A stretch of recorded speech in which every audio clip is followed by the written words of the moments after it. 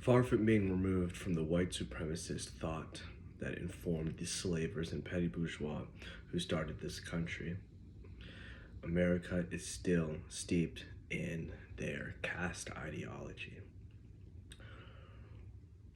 I will be exploring white supremacy through the twin lens of language and the race question. The number one pervasive stereotype about whiteness is that it is an absolute foundation.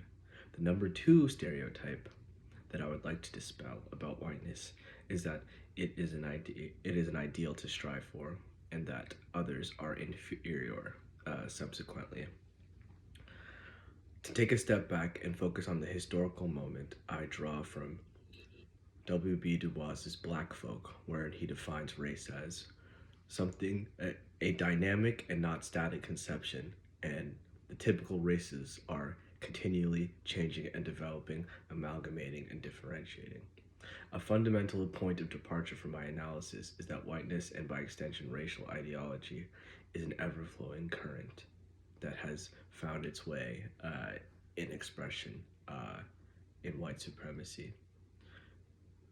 W.B. Du Bois's definition helps inform that this is a historical development, that white supremacy is not a permanent and a permanent fixture of the heavens, and that its hegemony can still be removed, and that therefore it is an intentional form of will to power that white supremacy continues to this day. The idea of a lookism, here defined as simply a hierarchy based on beauty, looks, and the way people a hierarchy based on appearance. The idea of whiteness as lookism bases itself on one's proximity to whiteness. There is a way that people are judged, and white again is the standard, the ideal, the highest form. Whiteness's dominion has spheres of influence in beauty, language, thought, and behavior. And I will be exploring the following as it pertains to language. To speak a language is to inherit a culture. The colonized, writes Frantz Fanon in his book Black Skins, White Masks, the colonized is elevated above the jungle status in proportion to adaptation of the mother country's cultural standards. Civilizing the savages has been the colonial project of Europeans since the days of Portuguese colonial hegemony.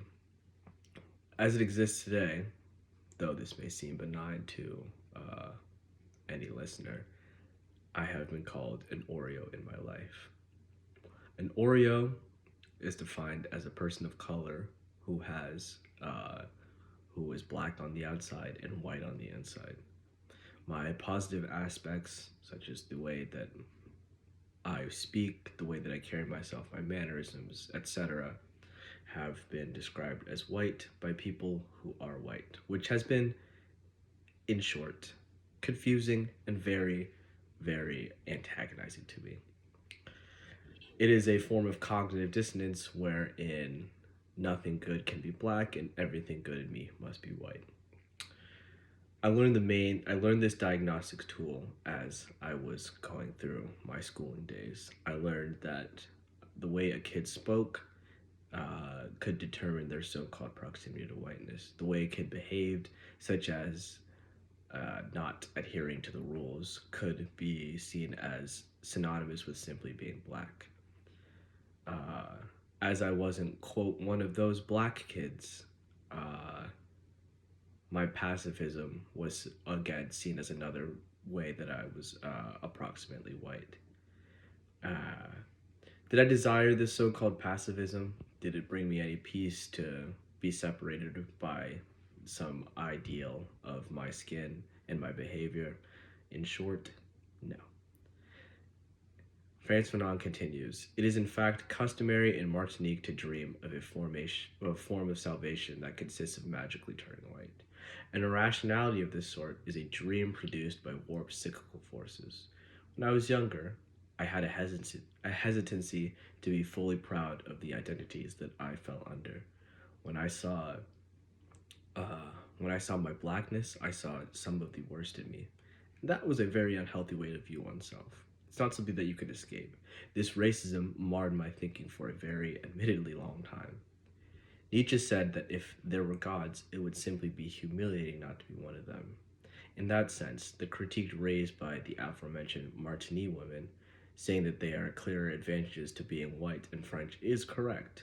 Their logic makes sense. How could one stand to be deprived of their liberties when there's a cultural expression of freedom that is apparently not synonymous with a person who looks like you?